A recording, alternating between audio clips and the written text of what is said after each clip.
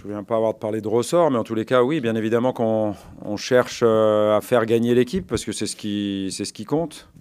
Donc là, on est sur un match particulier parce que je vais dire que c'est un match sans pression dans le fait que de toute façon, il ne va pas nous aider à nous qualifier. Donc, par contre, comme on l'a dit, on veut repartir sur une dynamique positive et donc on prend ce match-là très, très, très au sérieux, même si on sait qu'on va jouer 3 jours après un match, celui-ci très important en championnat, parce on veut se rapprocher du podium. Donc ça sera important. Et puis on rejouera 3 jours après en Coupe de la Ligue contre Strasbourg. Et puis on jouera 3 jours après, et non pas 4 à Angers en championnat. Donc on a 4 matchs d'affilée tous les 3 jours.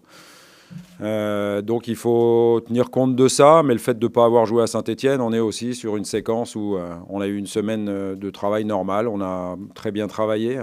Comme d'habitude, les joueurs sont par contre très à l'écoute, très impliqués.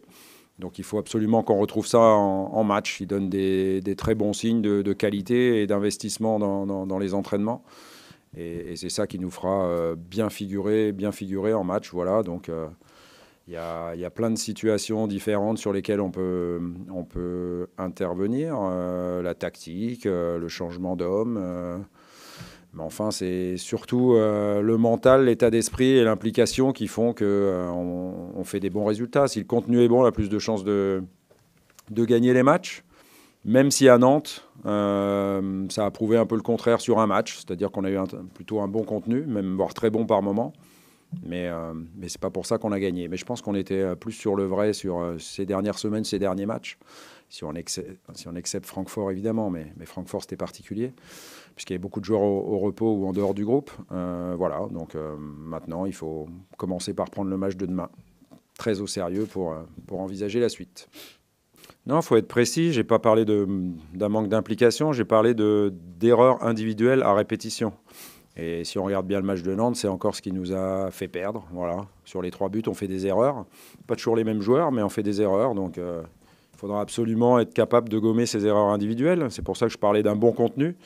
On a plutôt bien joué. Même ceux qui ont fait des erreurs ont été plutôt bons sur la durée du match, mais pas sur toute la durée du match. Voilà. Donc c'est ce qu'il faut qu'on arrive à gommer.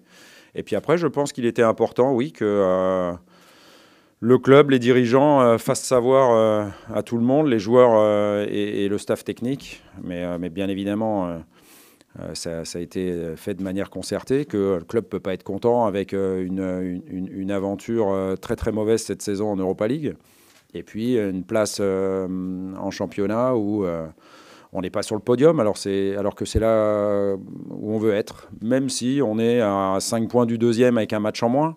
Donc on va dire qu'il n'y a pas de problème particulier en championnat, mais c'est justement peut-être le désavantage, et on en reparlera certainement avant Bordeaux. C'est-à-dire que si on était décroché, peut-être que ce serait mieux, parce qu'on aurait peut-être plus conscience que le match d'après ne suffira pas à nous rattraper. Et là, on a toujours l'impression qu'en gagnant le match d'après, on va se rattraper.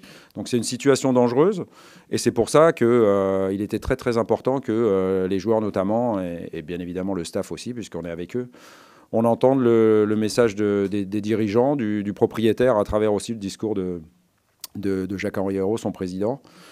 Après, bien évidemment, le directeur sportif, on se consulte tous les jours, donc on a les mêmes idées, les mêmes avis, donc il n'y a pas de problème particulier. Et c'est bien qu'Andoni ait donné aussi sa voix à tout le monde.